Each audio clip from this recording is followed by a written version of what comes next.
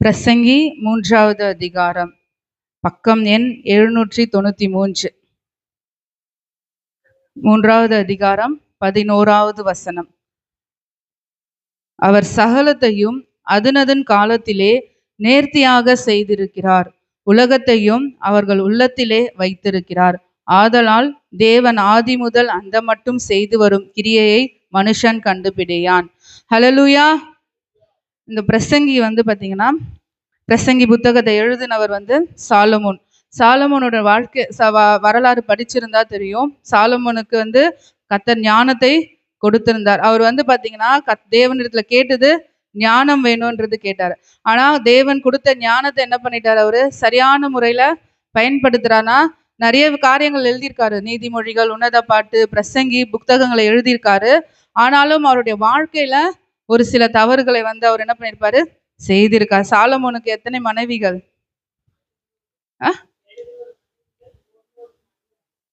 700 மனைவிகள், 300 மறுமனையாட்டிகள், மொத்தம் 1000 பேர். மேரி அம்மா கரெக்டா சொன்னாங்க, அவங்களுக்கு ஒரு கைத்தட்டு கொடுத்துடலாம். ஆனா அவர் பாத்தீங்கன்னா அவருடைய எல்லா காரியங்களையும் நினைத்து என்ன பண்றாரு, இந்த பிரசங்கி புத்தகத்துல எழுதுறாரு. பிரசங்கில என்ன சொல்ற, தேவன் அவர் சகலத்தையும் அதனதின் காலத்திலே நேர்த்தியாய் செய்திருக்கிறார். தேவன் என்ன பண்ணிருக்காரு, எல்லாவற்றையும் நேர்த்தியாய் செய்திருக்கிறார். நமக்கு அவர் ஒவ்வொன்றத்தையும் என்ன பண்ணிருக்காரு, நேர்த்தியாய் செய்திருக்கிறார். நம்ம 1வது வசனத்துல வாசிக்கலாம். ஒவ்வொன்றிற்கும் ஒவ்வொரு காலம் உண்டு, வானத்தின் கீழ் இருக்கிற ஒவ்வொரு காரியத்திற்கும் ஒவ்வொரு சமயம் உண்டு. மொத்தம் 2வது வசனத்திலிருந்து 8வது வசனம் வரைக்கும் நம்ம வாசிச்சோம்னா 28 காலங்கள் பத்தி தேவன் சொல்லியிருக்காரு.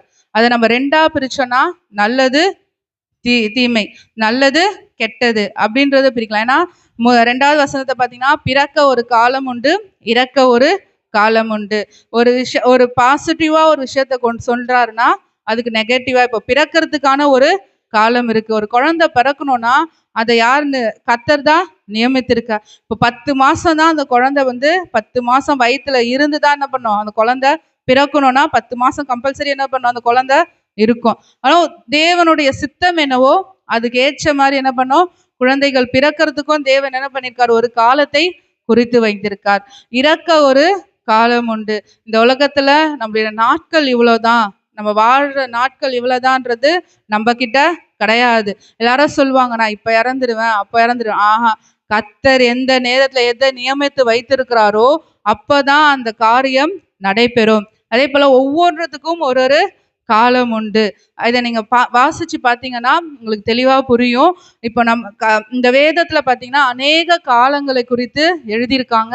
அதுல குறிப்பா பார்த்தீங்கன்னா முதல் 5 ஆகமங்களை நம்ம ஆகமங்கள்ல இருந்தும் கிறிஸ்துவோட வருகைக்கும் பார்த்தா 7 காலங்களை குறித்து சொல்லப்பட்டிருக்கு. முதலாவதாக பார்த்தீங்கன்னா ஆதாம் ஏவாள் தோன்றின காலம், அதாவது அறியாமையின் காலம். அவர்கள் பாவம்னா என்னன்றத அறியாம இருந்த ஒரு காலம்தான் அறியாமையின் காலம். அவங்க ஆதாம் ஏவாளை தேவன் உருவாக்கி என்ன பண்ணாரு, ஏதேன் தோட்டத்துல வைத்திருந்தார்.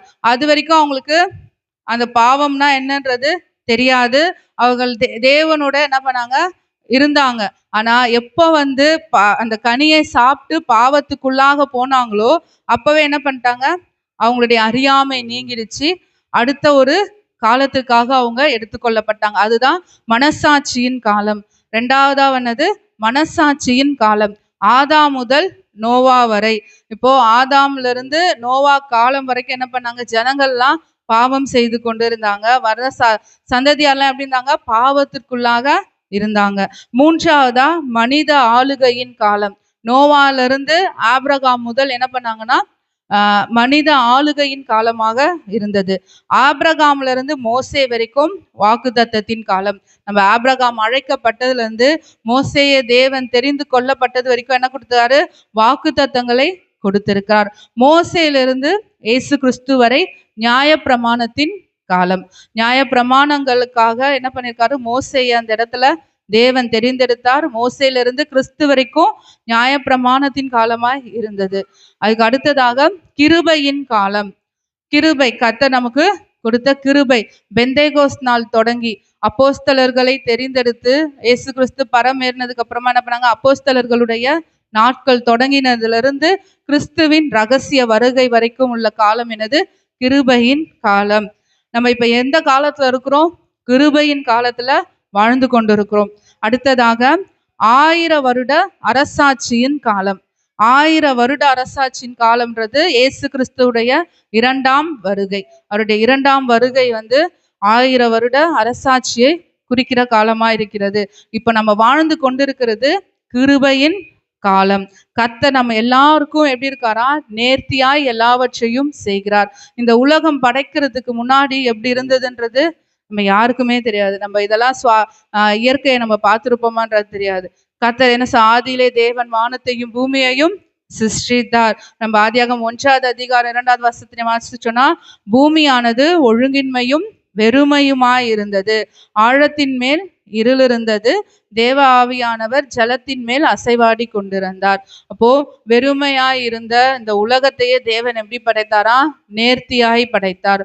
ஒவ்வொரு நம்ம படைக்கணும்னா அவரு ஒரு வார்த்தையை சொல்லிட்டு எல்லாமே உண்டாக கடவுது அப்படின்னு சொல்லிட்டு ஒரே நாள்ல படைச்சிட்டு போயிட்டு இருக்கலாம். ஆனா தேவன் என்ன பண்ணாரு? ஒவ்வொரு நாளுக்குரிய படைப்பையும் என்ன பண்ணாரு? நிதானமாய் நேர்த்தியா என்ன பண்ணாரு? செய்தார். சிருஷ்டிப்பின் காலத்துல ஒவ்வொருத்தரையும் ஒவ்வொரு நாட்களுக்குரிய எல்லாவற்றையும் உருவாக்க அவர் என்ன பண்ணாரு?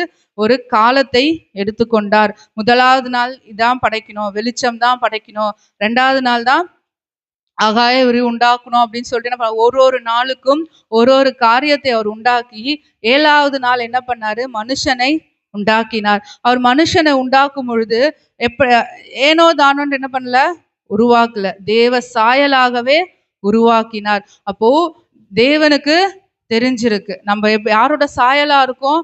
அவர் என்ன விரும்புறாருன்னா நம்ம தேவனுடைய சாயலா இருக்கணும். அதனால நான் என்ன பண்றேன்? தேவன் என்ன பண்ணியிருக்காரு? நம்மள தேவனுடைய சாயலாகவே உருவாக்கி இருக்கிறார். அப்போ நம்ம தேவ சாயலா நம்ம இருக்கிறோமா? தேவனை சார்ந்து நம்ம வாழ்றோமா? இந்த சிருஷ்டிப்பின் காரியத்துல இருந்து நம்ம என்ன கத்துக்கிறோம்னா, நம்ம தேவனுடைய சாயலா நம்ம இருக்கிறோமான்றத நம்ம என்ன பண்ணணும்? பார்க்கணும். ஏன்னா தேவன் சிருஷ்டி ஏதோ சாதாரணமா உலகத்தை படைச்சிட்டாருன்னு நம்ம நினைச்சிட்டு இருக்கலாம். கிடையாது. அவர் உலகத்தை படைச்சதற்கான ஒரு நோக்கம் உண்டு. நம்மள படைச்சதற்கான ஒரு நோக்கம் உண்டு. அப்ப அந்த நோக்கத்தை நம்ம தான் என்ன பண்ணணும்? நிறைவேற்றணும். நம்ம பார்க்கணும், நம்ம தேவ சாயலா நம்ம படைக்கப்பட்டிருக்கோமா? தேவனை சார்ந்து நம்ம வாழ்ந்து கொண்டிருக்கோமான்றத நம்ம என்ன பண்ணணும்? பார்த்து கொண்டே நம்ம நம்மளுடைய கிருபையின் காலத்தை நம்ம என்ன பண்ணணுமா? கரெக்டா நம்ம பயன்படுத்திக்கணும். கர்த்தர் நமக்கு கொடுத்திருக்க இந்த கிருபையின் காலத்தை நம்ம எப்படி பண்ணணும்? சரியான விதத்துல நம்ம பயன்படுத்தி கொள்ள வேண்டும். 2வதாக வாக்கு தத்தத்திற்கான காலம் நிறைவேறுற வரைக்கும் நம்ம எப்படி இருக்கணுமா? பொறுமையா காத்திருக்கணும். வாக்கு தத்தம் நிறைவேற ஒரு காலம் உண்டு. நம்மளுடைய வாக்கு தத்தங்கள், தேவன் நமக்கு கொடுத்த ஒவ்வொரு வாக்கு தத்தங்களும் நிறைவேறுவதற்கு ஒரு காலம் உண்டு. நம்ம ஆபிரகாம் பார்க்கலாம். எல்லாருக்கும் ஆபிரகாம் பத்தி தெரியும். ஆபிரகாமுடைய அழைப்பு ஆதியாகமம் 12வது அதிகாரத்துல தொடங்குது. ஆதியாகமம் 12வது அதிகாரம் முதல் 3 வசனங்கள்ல கர்த்தர் என்ன பண்றாரு? ஒரு வாக்கு தத்தத்தை கொடுக்கிறார். நான் உன்னை பெரிய ஜாதியாக்கி உன்னை ஆசீர்வதித்து உன் பேரை பெருமைப்படுத்துவேன், நீ ஆசீர்வாதமாய் இருப்பாய் அப்படின்னு சொல்லிட்டு ஒரு வாக்கு தத்தத்தை என்ன பண்றாரு? கொடுக்கிறாரு. அப்போ பெரிய ஜாதியாக்கி அப்படின்னும் பொழுது வெறும் சொத்து பணம் இதுல நான் மட்டும் ஆபிரகாம தேவன் பெரிய ஜாதியாய் உயர்த்தல. என்ன பெரிய ஜாதியா உயர்த்துறது எப்படி? எல்லா சொந்தங்க பிள்ளைகள் சொத்துக்கள் எல்லாமே இருந்தாதான் என்ன பண்ண முடியும்? ஒரு பெரிய ஜாதியாய் உயர முடியும். ஆனா நிறைய சொத்துக்கள் இருந்து குழந்தை இல்லைன்னா எல்லாரும் என்ன சொல்லுவாங்க? இவ்வளவு சொத்து இருந்து அதை ஆள்றதுக்கு ஒரு வாரிசு இல்லையேன்னு சொல்லிட்டு என்ன பண்ணுவாங்க? உலகத்துல இருக்கவங்க பேசுவாங்க. ஆனாலும் என்ன பண்றாரு? அந்த காலத்துல தேவன் அழைக்கும் பொழுது அவர் என்ன பண்ணாரு? உண்மையாய் வந்தார். தேவனுக்கு தன்னை ஒப்பு கொடுத்தார். முதலாவதாக ஆதியாகமம் 12ல தேவன் ஒரு வாக்கு தத்தத்தை கொடுக்கிறாரு. 13வது அதிகாரத்துல 15, 16லையும் 2வது வாக்கு தத்தத்தை கொடுக்கிறார். என்ன சொல்றாரு? உன் சந்ததியை பூமியின் தூளை போல பெருக பண்ணுவேன். மறுபடியும் என்ன சொல்றாரு? உன் சந்ததியை பூமியின் தூளை போல பெருக பண்ணுவேன் என்று வாக்குத்தத்தம் கொடுக்கிறாரு. அதுக்கு அடுத்ததாக 15வது அதிகாரம் 5-6 வாசிச்சனாலும் கர்த்தர் மறுபடியும் ஒரு வாக்கு தத்தத்தை கொடுக்கிறார். நீ வானத்தின் நட்சத்திரங்களை போல என்ன பண்ணுவ, பெருகுவாய் அப்படின்ட்டு வாக்கு தத்தம் கொடுக்கிறாரு. 16வது அதிகாரத்துல சாரால் என்ன பண்ணிடுறாங்க, தேவன் இத்தனை வாக்கு தத்தம் கொடுத்தும் அவங்க என்ன பண்றாங்க, ஒரு நம்பிக்கைய இழந்துடுறாங்க. ஏன்னா அவங்களுக்கு ஒரு நிமிஷத்துல அவங்க என்ன பண்ணிட்டாங்க, மனுஷ ஒரு உலகத்துல இருந்து அவங்க என்ன பண்ணாங்க, யோசிக்க ஆரம்பிச்சதுனால தன்னுடைய அடிமை பெண்ணாகிய சாரால என்ன பண்ணிட்டாங்க, ஆகார என்ன பண்ணிட்டாங்க, சாரால திருமணம் பண்ணி கொடுத்துட்டாங்க. அவர் மூலமா என்ன ஆகுது, ஒரு குழந்தை பிறக்குது. அதை வச்சு சாரால எல்லாரும் வந்து அவமானப்படுத்தும் பொழுது அவங்களுக்கு மறுபடியும் ஒரு கோவம் வந்துருச்சு. எல்லாரும் என்ன பண்ணாங்க, உங்களுக்கு வாரிசு வேணும்னு சொல்லி தான் நான் இது பண்ணேன். ஆனா எல்லாரும் என்ன பண்றாங்க, ஏனென்னமா பேசுறாங்களேன்னு சொல்லிட்டு அவங்க என்ன பண்றாங்க, அவங்கள தள்ளி விட்டணும்னு முடிவு பண்ணிடுறாங்க. ஆனாலும் தேவன் என்ன பண்றாரு, மறுபடியும் ஒரு வாக்கு தத்தத்தை கொடுக்கிறார். 17வது அதிகாரத்திலயும் என்ன சொல்றாரு, மறுபடியும் ஒரு வாக்கு தத்தத்தை கொடுக்கிறார்.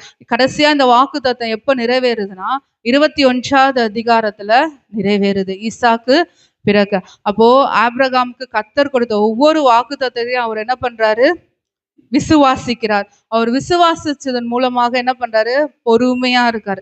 தேவனிடத்துல எப்படி இருக்காரு, பொறுமையா காத்துட்டு இருக்காரு. அந்த வாக்கு தத்தம் நிறைவேறும், அதற்கான டைம் வரும் அப்படின்னு சொல்லிட்டு அதற்கான நேரத்திற்காக அவர் என்ன பண்றாரு, காத்து கொண்டு இருக்கிறார். இப்போ நமக்கும் அநேக வாக்கு தத்தங்களை தேவன் கொடுத்திருக்கலாம். நம்மளும் என்ன பண்ணணுமா, பொறுமையா என்ன பண்ணணும், காத்துட்டு இருக்கோம். ஏன் இது எனக்கு நடக்கல, இத்தனை வாக்கு தத்தம் எனக்கு கொடுத்துருக்கீங்களா ஆண்டவரே, ஏன் நடக்கல அப்படின்னு நம்ம என்ன பண்ணக்கூடாது, தேவனிடத்துல கேட்கக்கூடாது. நடக்கிற வரைக்கும் நம்ம எப்படி இருக்கணும், விசுவாசத்தோடு பொறுமையாக நம்ம என்ன பண்ணணும், காத்திருக்க வேண்டும். நம்ம காத்துட்டு இருக்கும் பொழுது கர்த்தர் என்ன பண்ணுவார், நமக்கு வாக்கு தத்தங்களை சீக்கிரத்துல என்ன பண்ணுவாரு, நிறைவேற்றி தந்தருளுவார். ஒவ்வொன்றத்துக்கும் ஒரு ஒரு காரியங்கள் பொறுமையா தான் நடக்கும். நம்ம ஒரு செடி, இப்போ ஒரு விதை போடுறோம், எடுத்தோடனே பழம் தரணும்னு சொன்னா அது முடியாது. முதல் விதை விதைப்போம், அதுக்கப்புறம் அது முளைக்க ஆரம்பிக்கும், கொஞ்சம் கொஞ்சமா தான் அந்த செடி வளரும். வளர்ந்து பொறுமையா தான் என்ன பண்ணும், காய் வச்சு பூ வைத்து அதுக்கப்புறம் காய் வரும், அதுக்கப்புறம் தான் நமக்கு பழமே கிடைக்கும். அப்போ ஒரு பழத்துக்காக நம்ம எவ்வளவு நாள் காத்துட்டு இருக்கோம். அதே போலதான் தேவன் நமக்கு கொடுத்த வாக்கு தத்தம் நிறைவேற வரைக்கும் நம்ம எப்படி இருக்கணுமா, பொறுமையாக விசுவாசத்தோடு காத்திருக்கணும். அதுக்கு அடுத்தபடியாக தாவீதோட வாழ்க்கையை பார்க்கலாம். தாவீது வந்து பாத்தீங்கன்னா சின்ன வயசுலயே என்ன பண்றாரு, அபிஷேகம் பண்ணப்படுறாரு. எல்லாருக்கும் மத்தியில அவங்க அண்ணன்கள்லாம் என்ன பண்ணாங்க, எல்லாரையுமே சாமுவேல் என்ன பண்ணாரு, தேவன் தெரிந்து கொள்ளவில்லை அப்படின்ட்டு.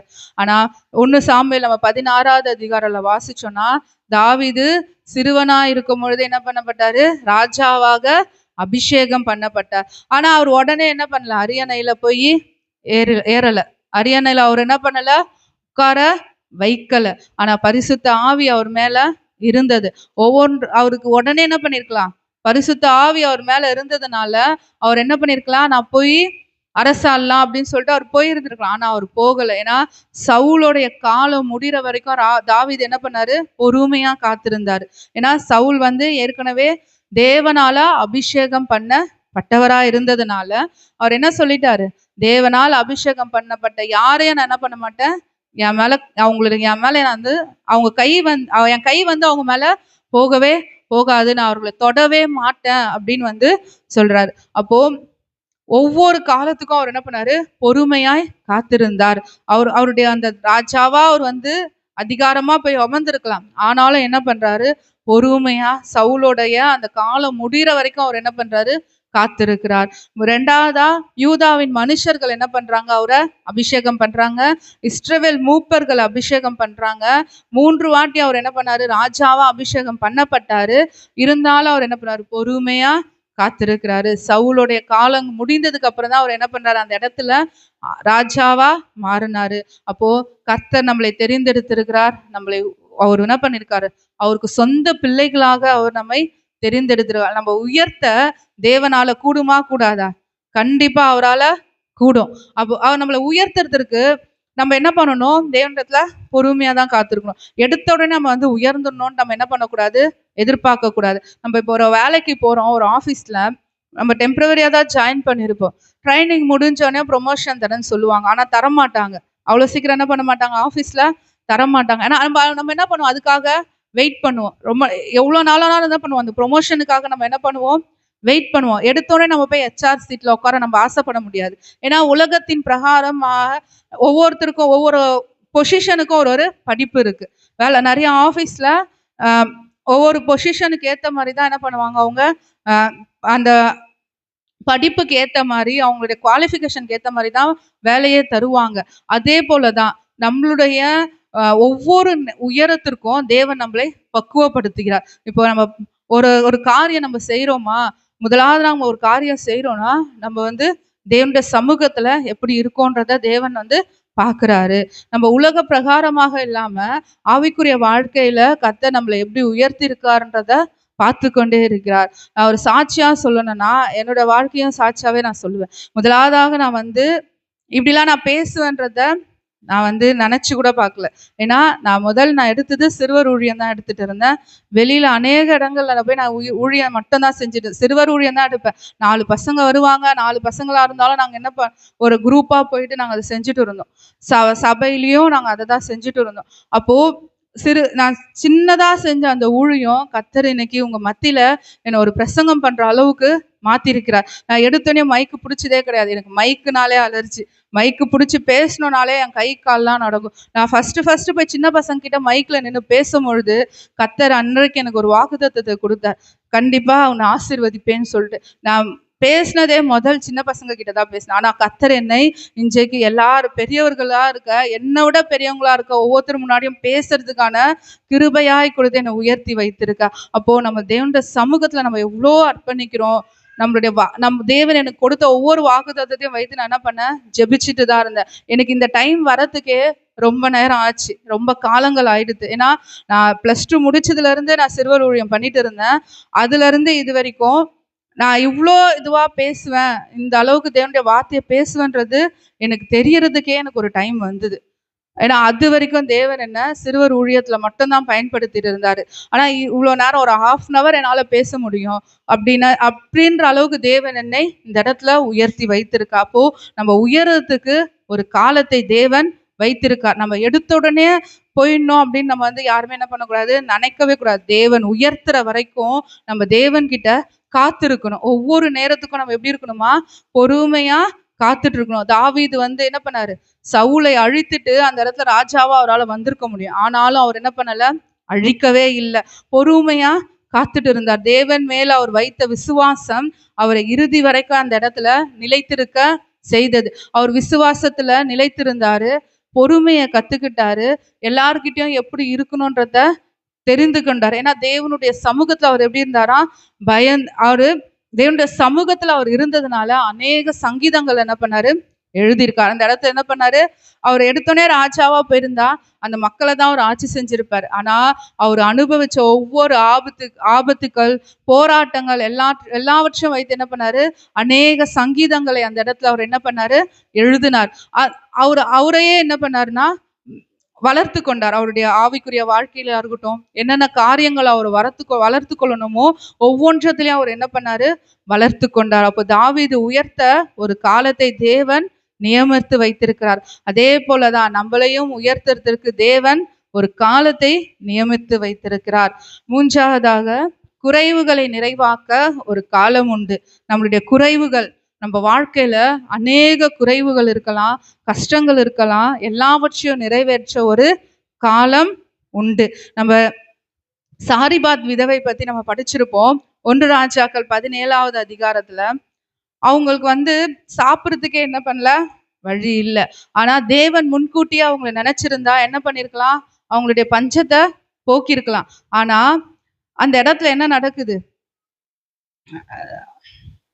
1 ராஜாக்கள் 17வது அதிகாரம் 9வது வசனம்.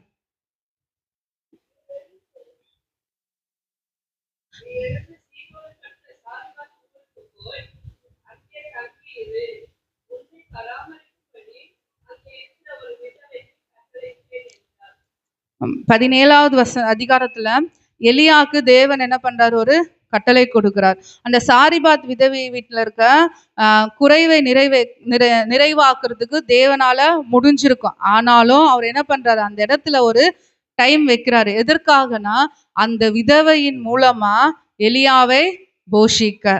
எலியாவை போஷிக்கிறதுக்காக என்ன பண்றாரு, அந்த விதவைய அந்த இடத்துல வைத்திருக்காங்க. அவங்க கிட்ட இருந்த அந்த கொஞ்சம் மாவும் என்ன பண்ணுது, அவங்க அவங்களுக்கும் அவங்க பிள்ளைக்கு மட்டும் தான் கரெக்டா இருந்திருக்கும். அவங்க அதான் எனக்கும் என் பிள்ளைக்கு மட்டும் தான் இருக்கு. ஆனா எலியா என்ன சொல்றாரு, முதல் எனக்கு தான், முதல் யாருக்கு தரணும், எனக்கு தான் அப்படின்னு அவர் கேட்கிறாரு. அவங்க என்ன பண்ணல, இது என் பிள்ளைக்கு தான் இருக்கு, நான் உங்களுக்கு எல்லாம் தரமாட்டேன்னு சொல்லிட்டு அவங்க என்ன பண்ணிருக்கலாம், அவங்க பிள்ளைக்கு மட்டும் கொடுத்துருக்கலாம். ஆனா அவங்க என்ன பண்ணாங்க, கீழ்ப்படிஞ்சாங்க. எலியாவோட வார்த்தைக்கு அவங்க என்ன பண்ணாங்க, கீழ்ப்படிந்து எலியாவுக்கு முதலாவதாக என்ன பண்ணாங்க, கொடுத்தாங்க. கொடுக்கும் பொழுது கர்த்தர் என்ன பண்ண, அந்த விதவையுடைய மனதை பார்க்கிறார். பார்த்து என்ன பண்றாரு, அவர் குறைவுகளை நிறைவாக்குகிறார். தேவன் நினைத்திருந்தா எலியா வரத்துக்கு முன்னாடி என்ன பண்ணிருக்கலாம், அவங்களுடைய குறைவுகளை நிறைவாய் மாற்றலாம். அந்த கொஞ்சம் அப்பமும் என்ன பண்ணிருக்கான், நிறைவான இதுவா மாத்தி கொடுத்திருக்கான். ஆனா அவங்க மூலமா எலியாவை தேவன் போஷிக்க ஒரு காலத்தை நியமித்திருந்தார். அப்போ தேவன் நம்மை கொண்டு மற்றவர்களை போஷிக்க நமக்கு ஒரு காலத்தை கொடுத்திருக்கிறார். நம்ம இருக்கிற கிருபையின் காலத்தை நம்ம என்ன பண்ணணுமா, நிதானமாய் பயன்படுத்திக்க வேண்டும். நம்மளை கொண்டு தேவன் அநேகரை ரட்சிக்க தேவன் நம்மளை தெரிந்தெடுத்திருக்கிறார். அவர் அழைத்தவர்கள் அநேகர். தேவன் ஒவ்வொருத்தரையும் அழைத்திருக்கார். ஆனா தெரிந்து கொள்ளப்பட்டவர்கள் தான் சிலரா இருக்கிறாங்க.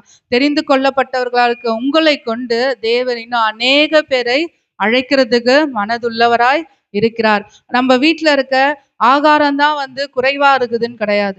நம்ம வாழ்க்கையில என்னென்ன குறைவுகள் இருக்கு, நம்ம ஜபத்துல குறைவா இருக்கோமா, வேத வாசிப்புல குறைவா இருக்கோமா, வேற எந்தெந்த காரியங்களை நம்ம குறைவா இருக்கோன்றத பார்த்து நம்மளோட குறைகளை நிறைவாக்க தேவன் நமக்கு ஒரு காலத்தை கொடுத்திருக்கிறார். நம்மளுடைய குறைவுகள், நம்மளுடைய நம்ம கிட்ட என்னென்ன குறைகள் இருக்குன்றதெல்லாம் பார்த்து நம்ம என்ன பண்ணணும், நம்மளோட குறைவுகள் எல்லாவற்றையும் நம்ம நிறைவாய் மாற்றிக்கொள்ள தேவன் நமக்கு ஒரு காலத்தை கொடுத்திருக்கிறார்.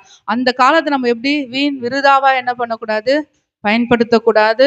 பயனுள்ள ஒரு காலமா நம்ம என்ன பண்ணணும், பயன்படுத்தணும். நம்ம அப்படி பயன்படுத்தும் பொழுது கர்த்தர் நம்மளுடைய எல்லா குறைகளையும் மாற்றி நிறைவாய் நடத்துவார். நம்முடைய குறைவுகளை எல்லாம் நிறைவாக்குகிற தேவன் நமக்கு அவர் கொடுத்திருக்க காலத்தை நம்ம என்ன பண்ணணும், நிறைவாக்க நம்ம பயன்படுத்தணும். நம்ம ஜபத்துல தரித்திருக்கணும், வேத வாசிப்புல தரித்திருக்கணும், வசனங்களை தியானம் பண்ண நம்ம என்ன பண்ணணும், முயற்சி செய்யணும். ஏன்னா கர்த்தர் நமக்கு ஒரு கிருபையின் காலத்தை கொடுத்திருக்கா. நம்ம வாழ்ந்து கொண்டிருக்கிறது தேவனுடைய கிருபை.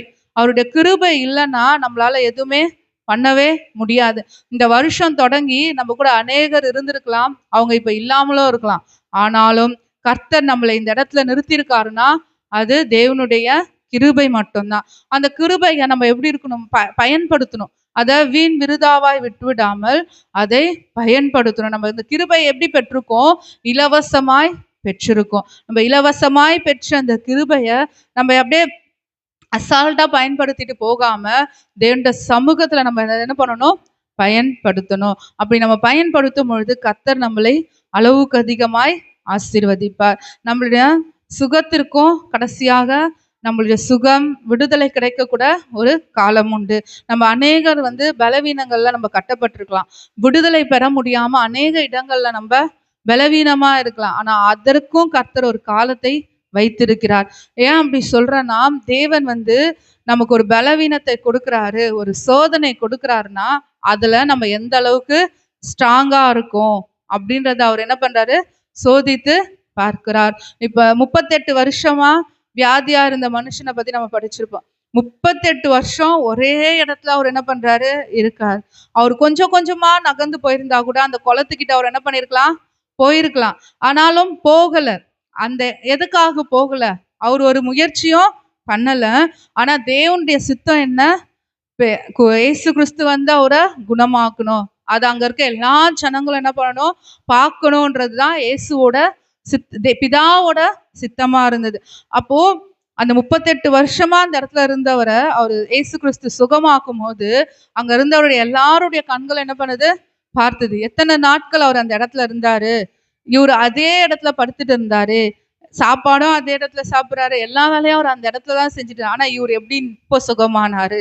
அப்போ இயேசு கிறிஸ்துடைய மகிமையை காண்றதுக்காக அந்த இடத்துல பிதா என்ன பண்ணாரு, அவருக்கு ஒரு அதிகாரத்தை வைத்திருந்தார். இயேசு கிறிஸ்து அந்த இடத்துல ஒரு அதிகாரத்தோட அவர் என்ன பண்றாரு, ஒரு விடுதலையை கொடுக்கிறார்.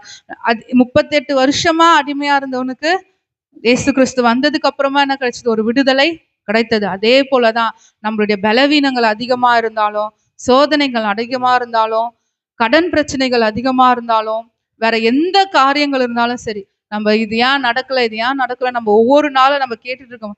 கர்த்தர் ஒரு காலத்தை குறித்து வைத்திருக்கிறார். அவர் குறித்த காலத்துல எல்லாமே எப்படி நடக்குமா, நேர்த்தியாய் நடக்கும்.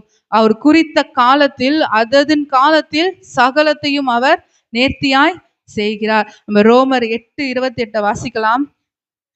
ரோமர் 8வது அதிகாரம் 28வது வசனம்.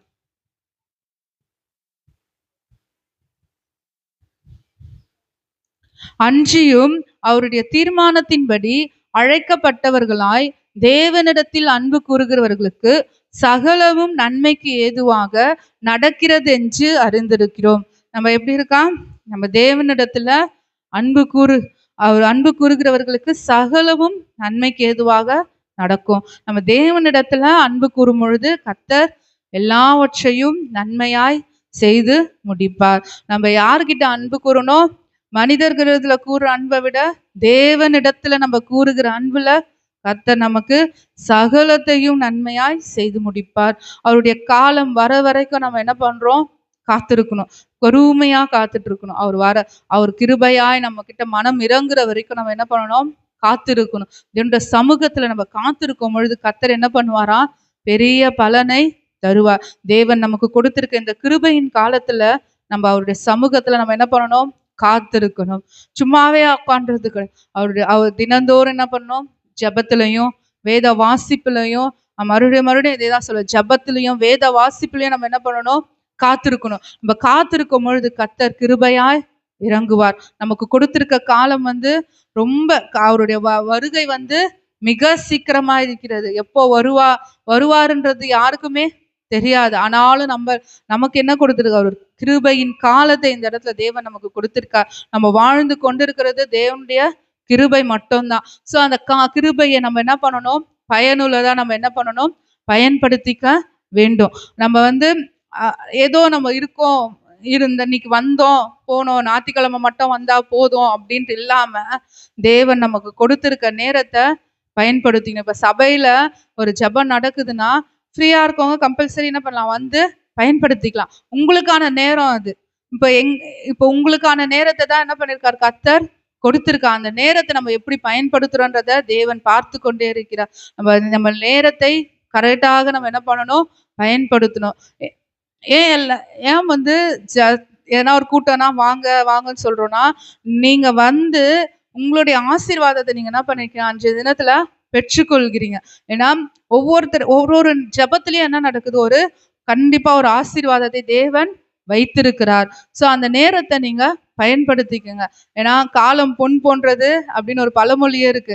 தேவன் நமக்கு கிருபையின் காலத்தை கொடுத்திருக்காரு. இந்த காலத்தை நம்ம எப்படி பயன்படுத்தணும், தேவனுக்கு உகந்த பாத்திரமாய் நம்மளை மாற்றிக்கொள்ள, நம்மளை தயார்படுத்திக்கதான் ஜபத்திற்கு உங்களை ஒவ்வொருத்தரையும் நாங்க அழைக்கிறோம். நம்ம அவங்களுக்காக, மற்றவர்களுக்காக நம்ம ஜபத்துக்கு போனோம்னு கிடையாது, நமக்காக, எனக்காக, என்னுடைய வேண்டுதலுக்கு நமக்காக நம்ம போறோம் அப்படின்றத மைண்ட்ல வச்சுக்கோங்க. ஏன்னா தேவன் கொடுத்த காலம் ரொம்ப கம்மியானது.